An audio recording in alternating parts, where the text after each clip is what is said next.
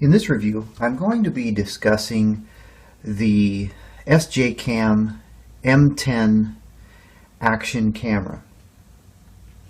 I'm going to do an unboxing, a discussion of the contents, an overview of the camera, and of course why I bought it. As most of you know, I don't normally do technology-related reviews. That's just something I don't do. I bought this action camera specifically to use as a gun camera, a point-of-view gun camera, so it does relate to my the main content of my channel. So SJCAM is a company out of China that I guess you could say they kind of copy other people's designs, so to speak.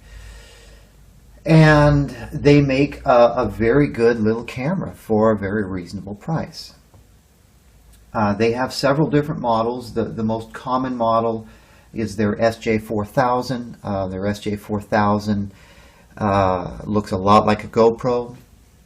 The SJ4000 is basically the same as this one. This is the M10, except it's packaged differently. But the internals and the functionality, the menu structure, the quality, and so on is the same. Now this particular M10 is one that I picked up with Wi-Fi. I'll talk about that. I got this for about $110 shipped. Now you can save some money on the camera if you don't want the Wi-Fi functionality. So this exact same camera without the Wi-Fi functionality is around $80–85. One thing I should note that there are other Chinese companies that are counterfeiting the SJCAM camera. So if you're looking to buy one of these, you've got to make sure that the camera as well as the box says SJCAM on it. You can go directly to their website and buy from their website as well. Just something to keep in mind, that there's a lot of people copying SJCAM, and the copies are not as good as the SJCAM product. Alright, with that out of the way, why did I buy this? Okay, I decided I wanted to do some point-of-view shooting videos, and I was looking at GoPro cameras. Obviously everybody looks at GoPros. Very expensive for what they are. They don't ship with a lot of accessories. The LCD display is extra, and so on and so on. I mean, you're looking $300–400 for one of those. Now, you know, I'm not going to be using this camera for pretty much, I'm only going to be using it for point-of-view shooting, so it's going to see limited use. I can't justify spending $300–400 on a camera with such limited functionality to me. So I started looking at alternatives. And pretty much everywhere I turned, the word on the street was the SJCAM. I looked at a lot of different YouTube videos and product reviews.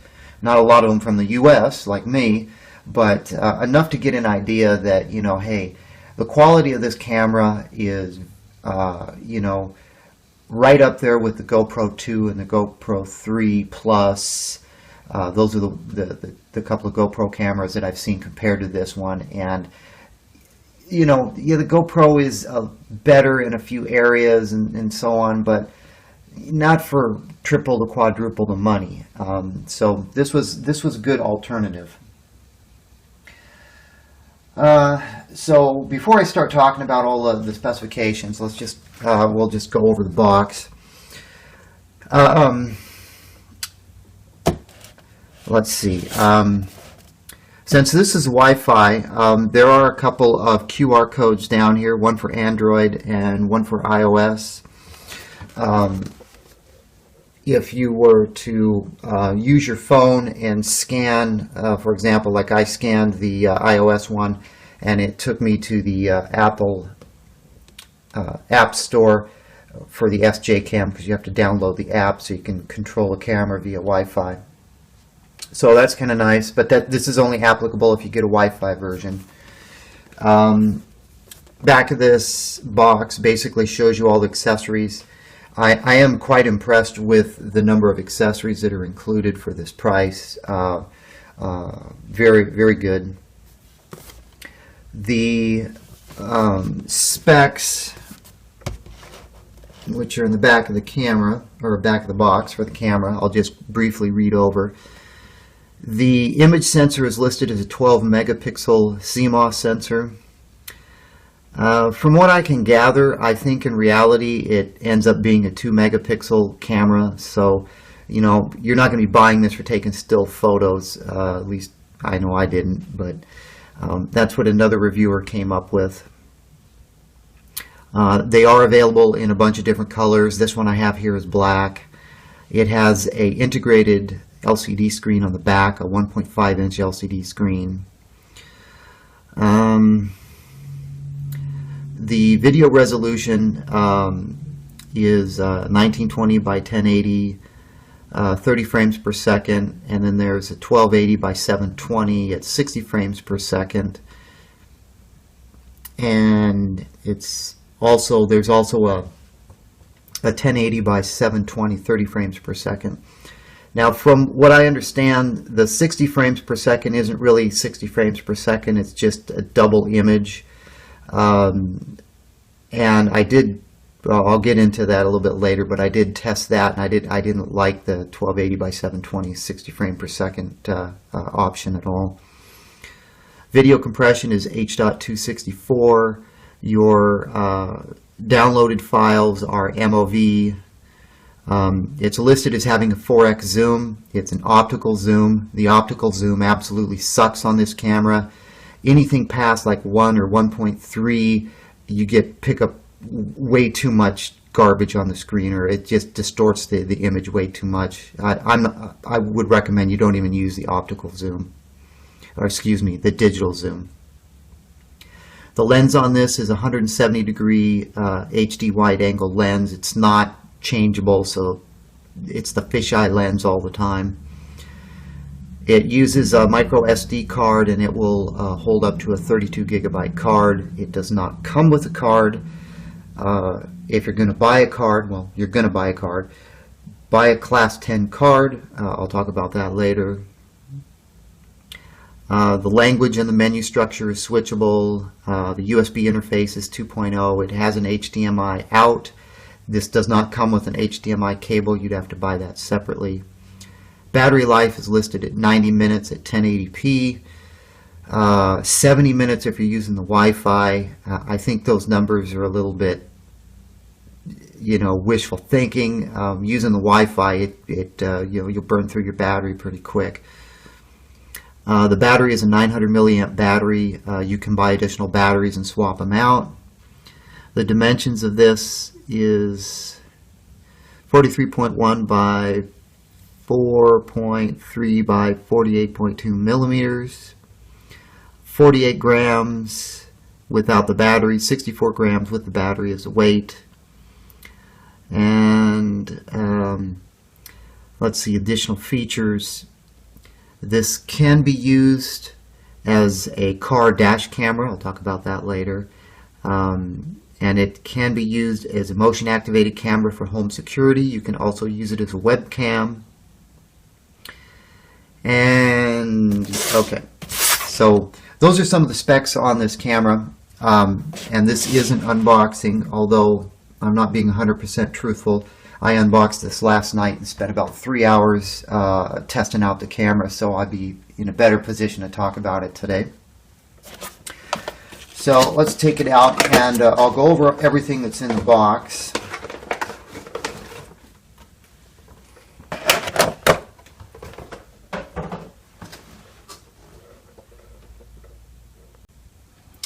Okay, let's just talk about the accessories. It ships with a charging cable and a data sync cable. It is a USB cable. There are several different types of USB cables on the market. It uses this one. I forget what this particular one is called. Now, it doesn't. This camera does not ship with a wall charger. This M10 did not ship with a wall charger. I bought a wall charger, a USB wall charger off of eBay for like $6. So this is a separate item I bought. You need one that has a, this one is a 5.5 volt DC output with 1000 milliamp or 1 amp output. So those specifications are real specific if you're going to purchase a wall charger. A lot of these USB wall chargers don't put out 1000 milliamps, or their DC voltage is below 5 volt or 5.5 volt. So just keep that in mind if you're going to buy one. So the USB cable works, nothing to write home about. I'll just take everything out and we'll just take a look at all the different accessories. I don't know what all of these would be used for. These two, for example, would be used for like a tripod mount where you have a base on your tripod to mount a camera. This would screw in and then attach to your casing, or you could use this one. This one would screw in. Actually, this might go like this. Not exactly sure. Normally, your tripod mount has a shaft coming out of it, and you could screw this down and put the camera on it. This is used for something else, probably for one of the cases. I'll check that out later. While I was working with this last night, I did not play around with all the accessories. I was more or less just testing the functionality of the camera. Here is another piece. It goes, this would go onto one of the cases. There are several different lengths of these, some long ones and some shorter ones as well.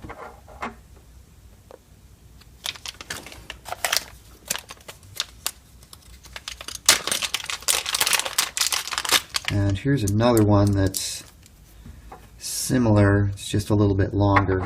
You're going to get a lot of options here for mounting. This is one of the holders for the camera. If you're not going to use the waterproof camera case, this is another one of the little cases. And you can see you can screw this accessory in down at the bottom and mount it like this, or you could screw it in from the top. This also has a clip. You could clip this on, like if you're running a MOLLE vest or something, you could clip this on your vest if you wanted to run it that way. This also comes off, so if you're mounting this on a tripod, you can take the clip off and see the LCD camera through this. So this is a nice mounting option.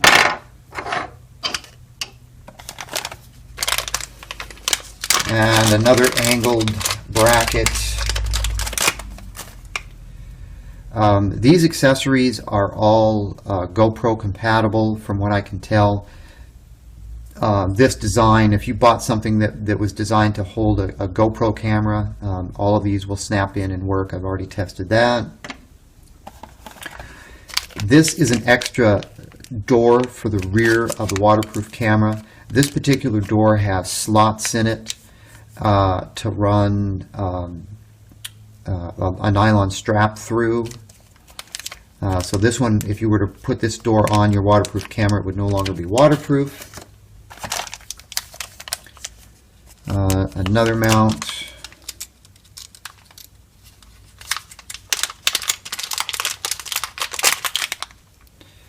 Which is, and you can see the way these are designed. They're going in different directions, so depending upon what you're mounting your camera on, it looks like you've got the ability to move this this tightening bolt around. And these appear to be, I think these are for helmets. and they do appear to have two-sided 3M tape on it, which is a good thing. 3M makes excellent two-sided tape. Kind of more or less when you put that 3M tape on, it isn't going to come off very easy. This one is threaded. This one is not. These also look like you could possibly run some nylon strapping through. Not exactly sure how you would utilize those. And then of course there's two nylon strips which you could use for this back door on the waterproof camera, or I'm assuming you could use it with this somehow, strapping it down, handlebars or something. Actually, you probably wouldn't need to do that on handlebars because there's a dedicated handlebar mount. So for bicycles, motorcycles, and so on.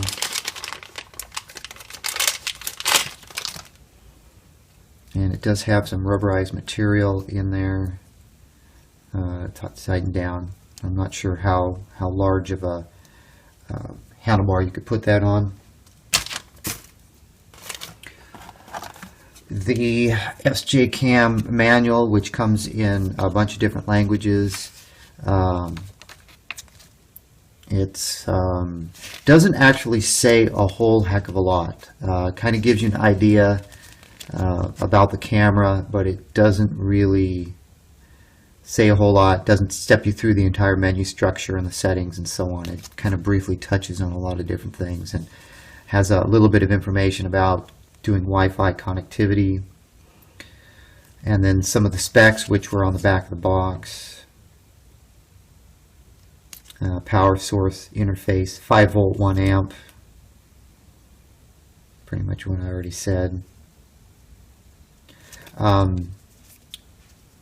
If you use this USB cable and connect it to your computer, a menu will come up asking if you want to use the camera as a webcam or if you want to access the memory card.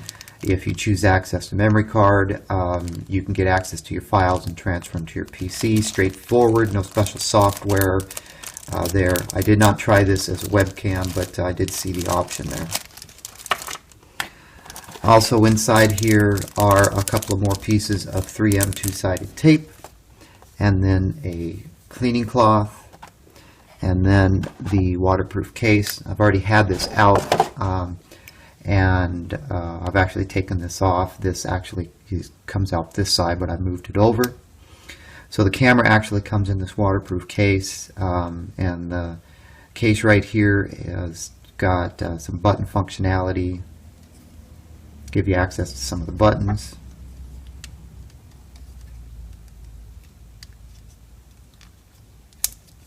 Now we'll lift this up, and the back cover has got a rubber gasket on this.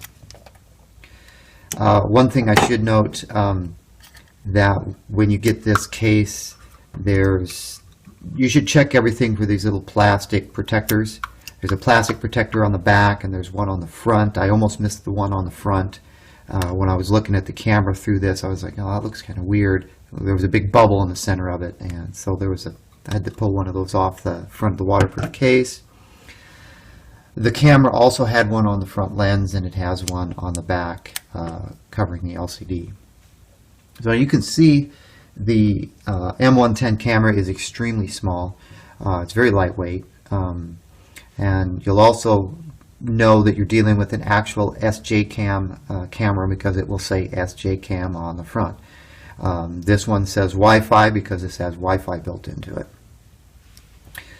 On this side of the camera, you have the USB interface, you have the HDMI video output, you have the micro SD card, and you have a little built-in speaker. The top has the power and mode select, and then you've got the record button, an LED indicator light. And on this side you have an up and a down button that allows you to scroll through different menus. This also functions for zooming in and zooming out.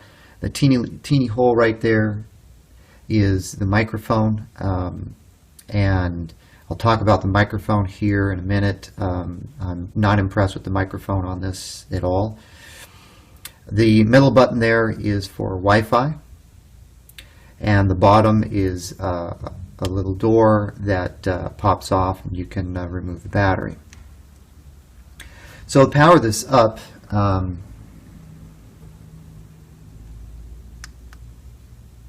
you just have to press the button, and we get the menu. You see SJCAM and M10, and then the screen. You have a bit of information on this LCD screen right here.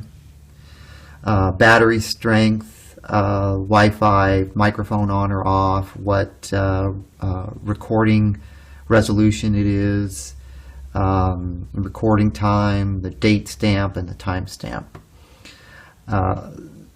You can configure this screen a little bit by going into the menu, and you can adjust the features of the camera by going into the menu as well.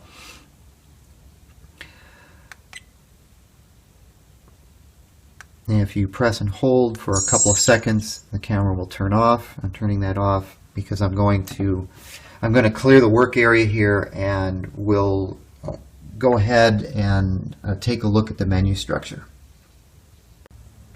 All right, hopefully this will give you a good view of the menu structure. I'll just kind of go through this, and I'll give you my thoughts.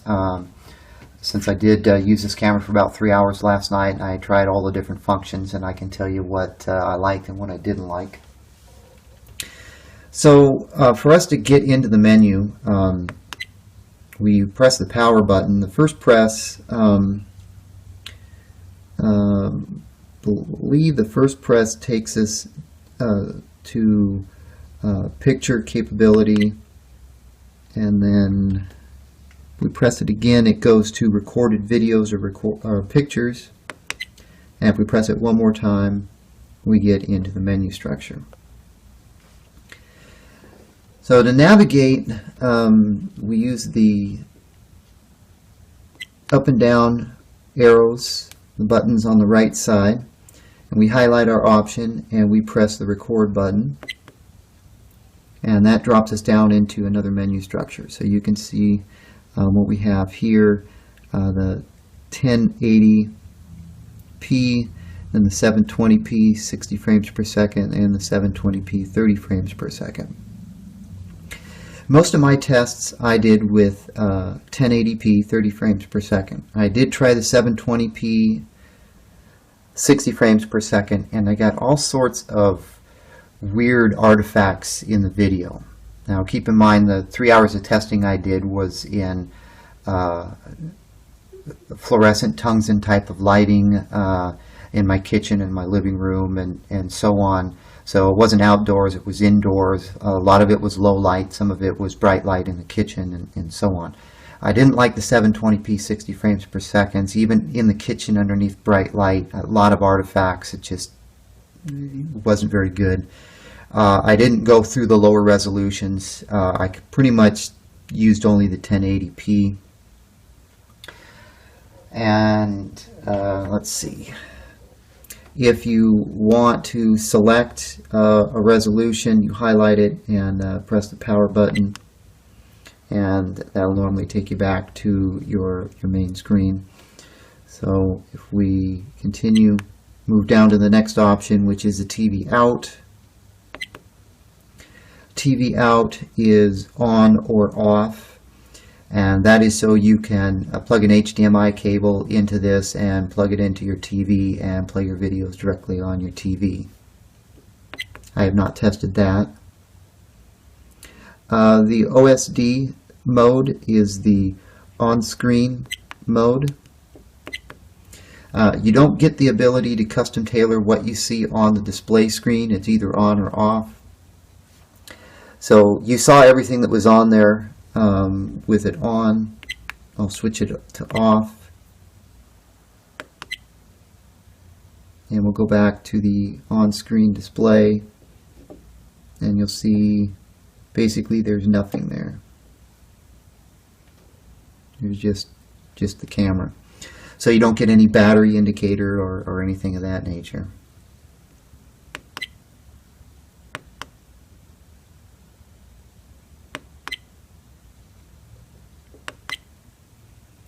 Okay, I'm going to go back to the on-screen display and turn it back on. The video lapse option here in the menu, I believe this is like a time lapse, 2.5, 5 seconds. I did not play around with that function.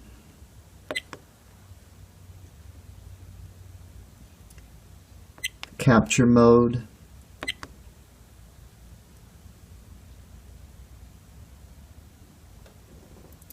I did not play around with that either. I believe that's for doing photographs. I've got it set for single, and there's 3-shot timer, 5-shot timer, and 10-shot timer. So I believe that's functionality that's specific for taking photographs. The cycle record, I believe, has to do with using this as a car DVD camera, to where it'll record and then it'll start recording again. And I've got it set for off. There's 3 minutes, 5 minutes, 10 minutes. Yeah, that's pretty much all there is for that. Again, I did not test that.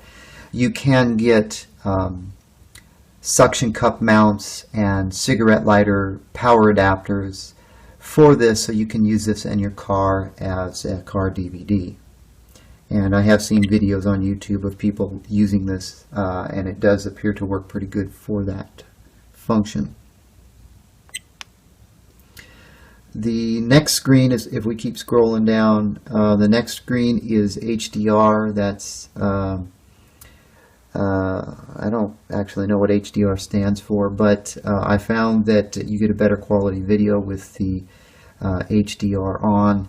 If this HDR functions the same as other cameras, the HDR will take several shots with different, I believe, different exposures, and then average them together and give you a final output picture that normally is a higher quality.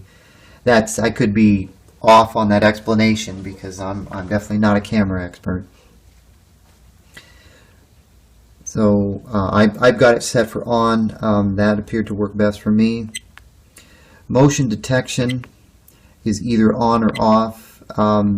That is basically so you could use this as a security camera, and if it detects motion, then it starts recording. I didn't test that function.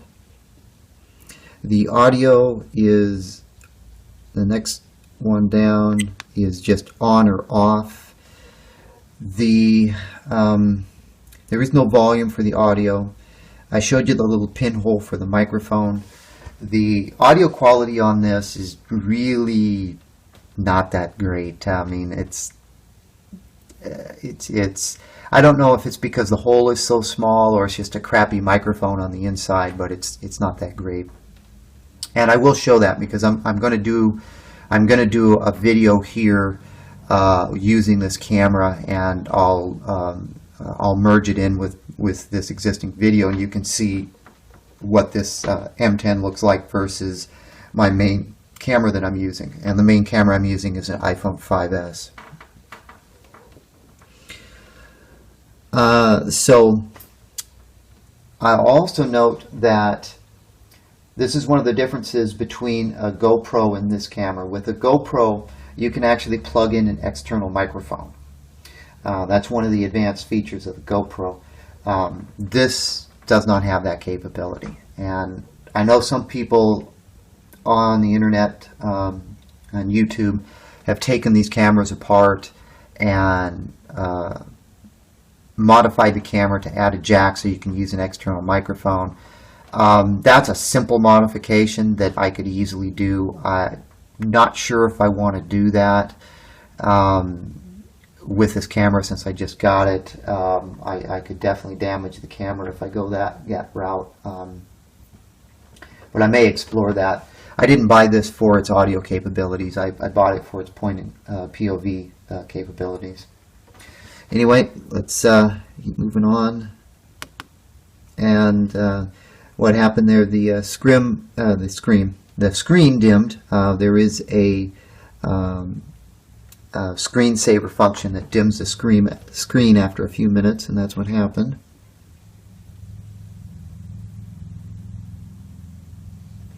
Now the date, if we go into the date,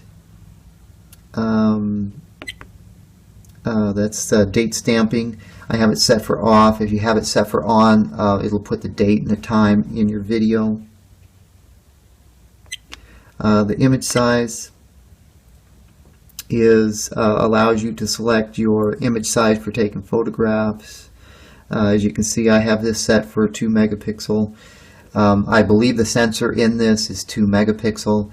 The 12 megapixel is some sort of upsizing that's done, so I don't believe this is a true megapixel, a true 12 megapixel camera. And of course, I'm getting that information from another YouTube reviewer who is much more intimate with his camera than I am. So I'm taking his word at it. I did take a few pictures using the 12 megapixel mode and the 2 megapixel mode. I really didn't notice any difference between the two of them. So that's just my experience at this point.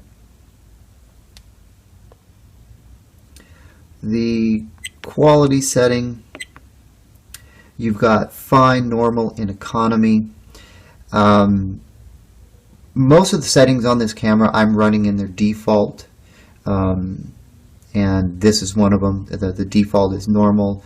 I'm just afraid if I start tweaking a lot of these settings, it's going to add noise to the video. I don't want to degrade the video quality in any way, shape, or form, because it's already borderline.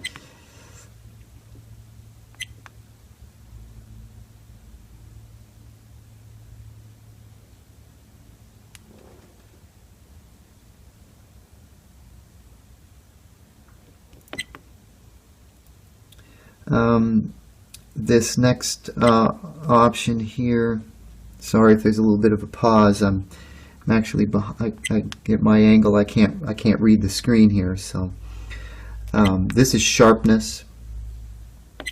Again, based on others' recommendations, I'm leaving the sharpness set at the default, which is normal. You have strong, normal, and soft. I did play around with these a little bit. It was hard for me to tell if these degraded the video quality or not. They definitely didn't seem to improve it, that's for sure. The next option in the menu is white balance. Now the white balance, you can do auto, daylight, cloudy, tungsten, and then there's fluorescent.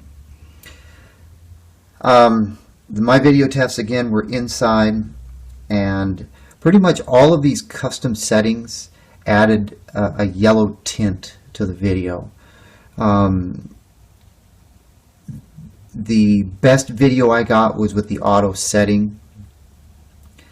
I haven't done any outside videos with this yet, so the daylight and the cloudy setting might work better in outside environments, but inside, you know, I either had kind of a blue tint or kind of a yellow tint, so I didn't like any of those. The auto worked best for me, so I'm leaving it at auto. The color menu option allows you to do color, black or white, or sepia. I didn't really play around with any of those. I don't know if those apply to the video or just the photographic capabilities. The ISO setting, you've got auto, 100, 200, and 400. I did play around. I did make videos using all the different ISO settings, which, you know, if your camera is stationary and nothing around you is changing, like right now this video I'm making, you know, pretty much it's a white background and the lighting's not going to change and the camera's not going to move, you could probably set a fixed ISO, but if you set a fixed ISO and you walk around, you get some pretty drastic video quality changes. I noticed the best video I managed to get was with the auto setting, so that's where it's at. The exposure. Now this is something that I kind of ran into using the Wi-Fi capability. The Wi-Fi app, it's got a couple little bugs in it, and in the Wi-Fi app, when I was using it last night, I actually went in and set this exposure to +1, and you can see where it is. In the app it says +1, but actually on the camera it's -1. So there's some sort of a problem with the Wi-Fi app, some sort of a bug. Based on other users' recommendations, I've been running the exposure at +1, and in low light conditions it definitely makes a noticeable improvement in the quality. So keep this in mind. The exposure is the one function that the Wi-Fi app seems to screw up when you try to set it via the Wi-Fi app. So stay away from the exposure. I don't believe I've tested everything in the Wi-Fi app. There might be some other bugs in there, but that's the one that I noticed. The anti-shake only applies to photographs, not video, unfortunately. The next screen is language. There's a bunch of languages on there in Chinese and Russian and so on. The date and time, this is where you configure your date and time configuration. This firmware on this module is a little bit buggy. If you can see right down there where the month, day, year is, there's a little envelope or X icon thing, so there's something kind of goofy going on. If I press the power button and cycle through these options, if I come down to the month, day, let's say I just switch it, you can notice that that little X or envelope thing goes away, and it's day, day, month, month, or day, day, month, month, year, year. All I see on here is a 24-hour clock. I don't see a 12-hour option. I did mess around with this and wasn't able to find it. I'm switching it back, and you can see the date format changes. Now, when you're in this little menu, to back out of this sub menu, you got to press the power button. It took me a while to figure that out because that wasn't in the user manual. Let's see, auto power off. I've got it set for off, but you can configure it to auto power off after 3, 5, or 10 minutes. The beep sound, the beep you hear is from the camera, and you can turn that on or off. TV mode is NTSC or PAL. I'm in the US, so it's NTSC for me. And then there's screensavers.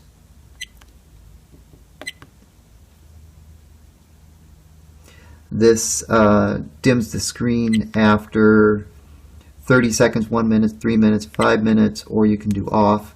I did have this set to off, and it's very possible that using the Wi-Fi app, which we already know is buggy, the Wi-Fi app switched the screensaver time on me because I did have this set for off. So that's a possible bug in the Wi-Fi application. Frequency is 50 or 60 Hertz, depending upon what country you're in.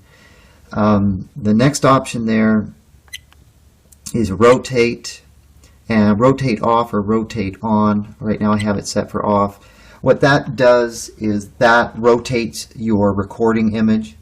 So for instance, if you had the camera in the waterproof case, you know, the mounting bracket is on the bottom of the case, but let's say you wanted to hang the case upside down.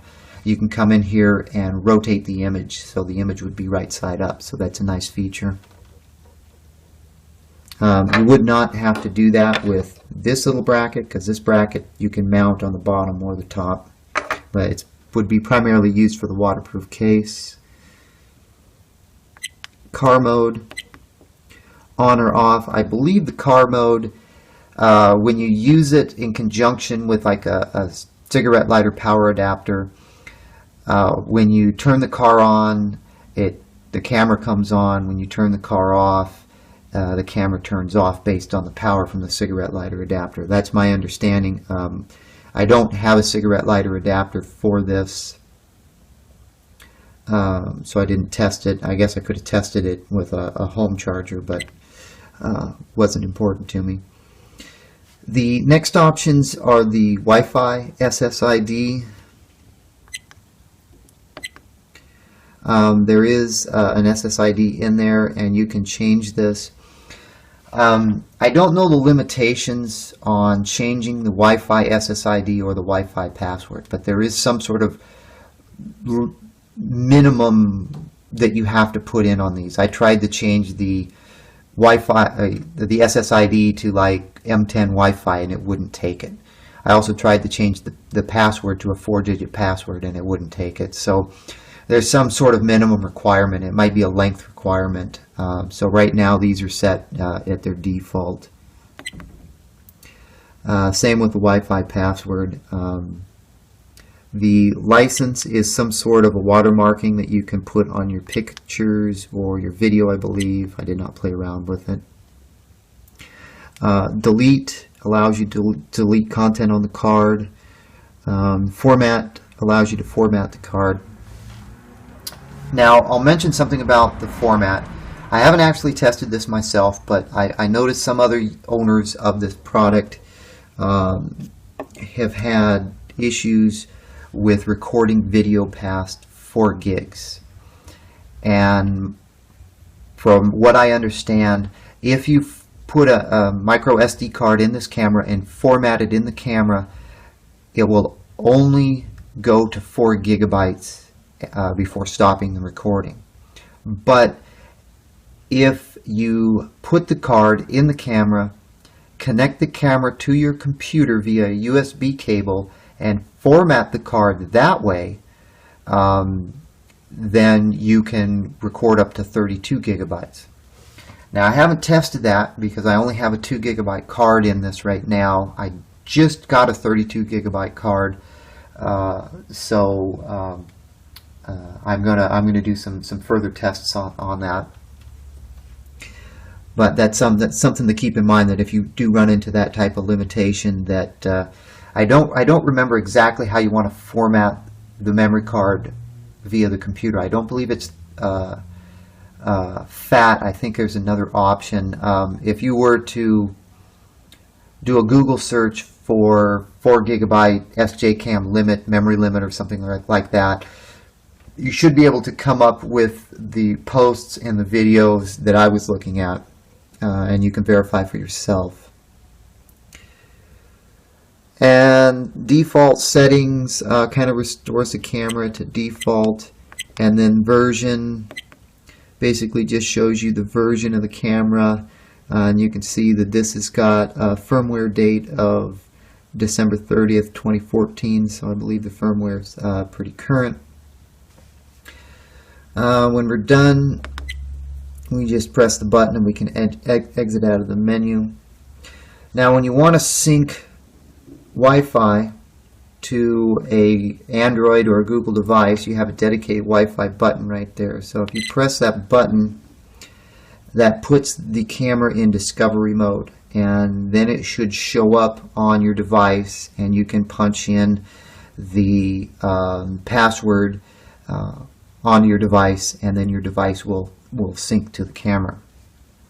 Now, this will be a little bit tricky for me to show. I want to show how the Wi-Fi functions, but since I am using my iPhone to record this video, I'm going to swap over to the M10, and then I should be able to show you how the Wi-Fi functions that way. So I'm going to go ahead and get everything set up, and then I'll show you some sample M10 videos here on my workbench. Okay, I'm not quite to the point of using the M10 just yet. I wanted to show you what I had to do to get this set up to put on my tripod. So I thought that with this plastic casing right here, with these mount points on the top and the bottom, I thought that those would attach directly to my base that goes into my tripod.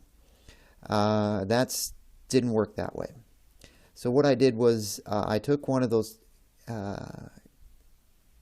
helmet mounts, one of those two pieces that we looked at earlier, and mounted that to the tripod mount base.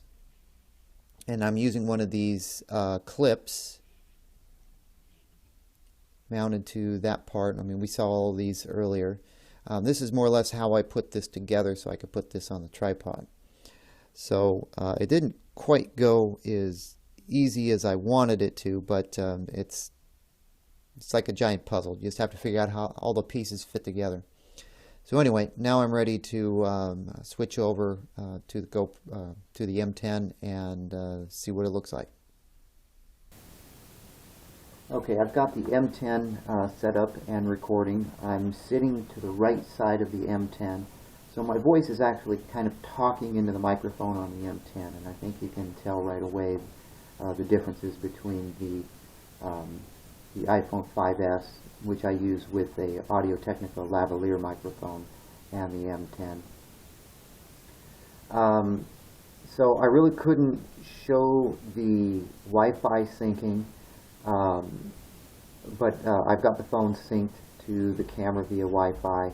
On the iPhone, basically you go into your Wi-Fi network setting. It'll show up as the M10 Wi-Fi something something something. Select that and then put in the password, and your phone will connect to the device. Now, once it's connected, you can run the SJCAM software, which I mentioned you can download from the App Store, or you can scan the QR code. So basically what you're going to see is you're going to see the camera display reflected here on the phone. So you can either look at your LCD display or you can look at your device. So let's say, for example, you have the camera set up across from you and you're sitting at a table and you're dictating something. Well, using the camera you can make sure that the camera is lined up and it's taking pictures of your face or your head or your whole body, whatever, everything's in frame. So this is where the key functionality comes into play right here. You can look at files. You can download files from the M10 to the phone by pressing this option right here.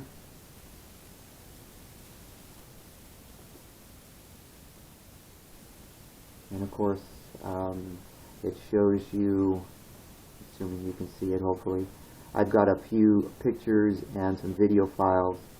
So if I were, I can either download or I can delete these directly from the camera. This other option here is the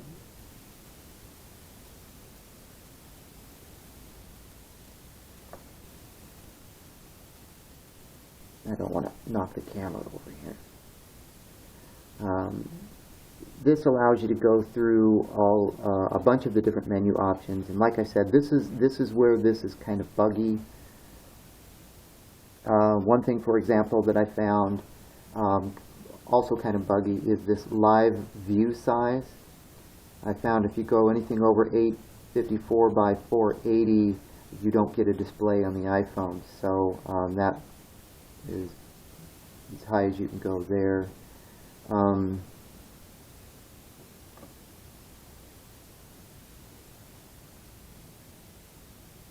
you can see right here the exposure right here. Supposedly this is pulling the settings directly from the camera. It says exposure is minus 2.0. I know the exposure is not, because you saw me set it to +1, so that's kind of buggy. I wouldn't rely on this menu. Some of the stuff appears to work, but a few of them don't. The record button, and then you've got your video or snapshot, still pictures. So you have to select one or the other. For example, if I wanted to start recording, I'd press the video option here and then press record. I'm not going to do that because we're already recording. And let's see, the only other thing that you see is up in the right hand corner is you have a battery indicator. Right now it shows 2 bars out of 4.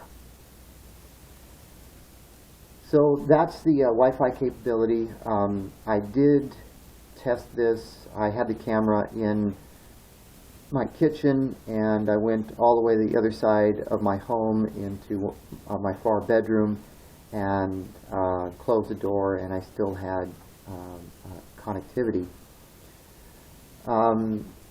You wouldn't be able to use this function, for example, if you were using this camera on like a drone.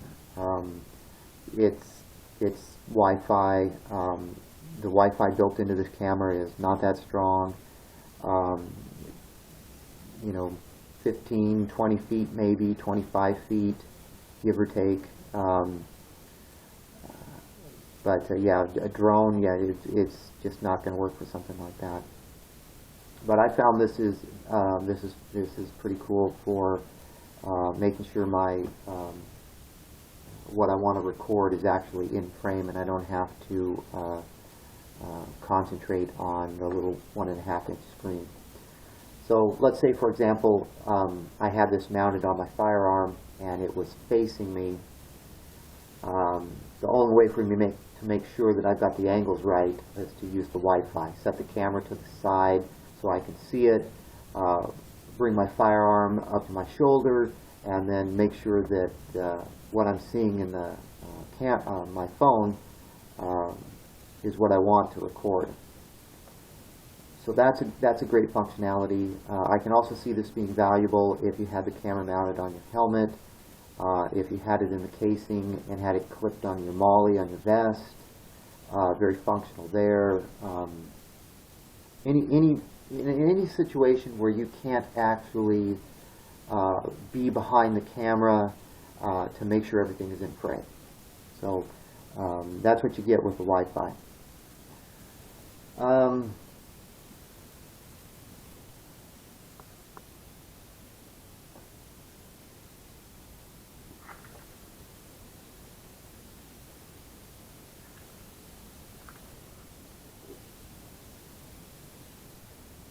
Let's see. Let's do some other simple video tests with this camera. Like I mentioned, this doesn't come with a micro SD card, so you're going to have to buy one.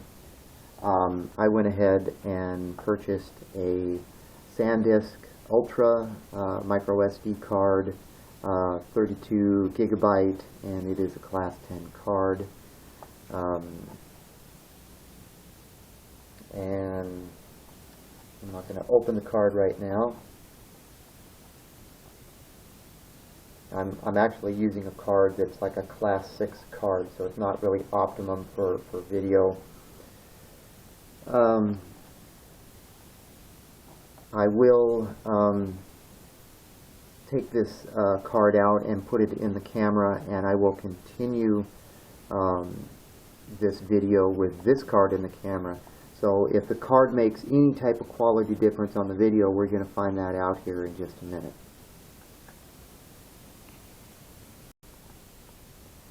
Okay, I went ahead and installed the SanDisk 32 gig card in it. I didn't format it, so however it's formatted is how I'm using it.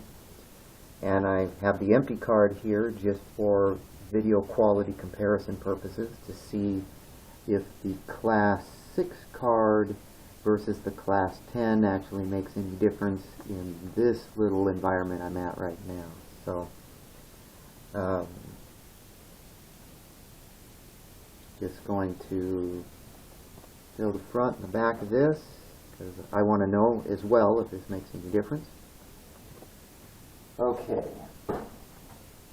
So I'm not gonna switch back to the iPhone 5S for the end of this video. I'm just going to put the M10 box back in frame and talk about a couple of other things that I noticed with the camera. Using the Wi-Fi seems to drain the battery. It also heats the camera up. I noticed that. So your battery's going to drain a lot faster using the Wi-Fi. I didn't get exceptionally great video in low light situations. I saw a lot of artifacts in the video. It's usable, but you know, not as a primary camera. Definitely wouldn't replace my 5S. The built-in microphone, again, you're hearing it right now. It's not very impressive. With this camera in the waterproof case, you can barely hear anything. So one of the negatives, there's no facility to use an external mic like the GoPro has. That's a big negative on this camera. The 170-degree fisheye lens, it's not adjustable like some of the GoPros have. So that's kind of a negative. I think the fisheye lens, the 170-degree functionality has its place, but it would be nice if you had other lens options. The digital zoom on this camera sucks totally. It just degrades the picture quality way too much. Most of all the manual settings, I was not impressed using the manual settings. I got best results using the auto settings and then bumping up the exposure to +1. Now those were my experiences using the camera indoors. Good things, you can use this as a computer cam, you can use it as a car cam, you can invert the display if you turn the camera upside down.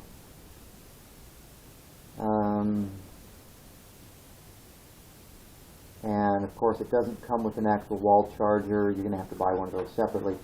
So those are pretty much all of my talking points on the SJCAM M10 Wi-Fi camera, which I purchased for about $110, give or take. You can get this for about $80, $85 if you do not get the Wi-Fi functionality. I think the camera is very well worth the money. You can see the quality of this camera versus the 5S. I'm sorry I don't have a GoPro. I can't comment. With my own tests with the GoPro, I can only tell you what I've seen in other people's videos. And that's going to wrap up this unboxing and review of the SJCAM M10 with Wi-Fi.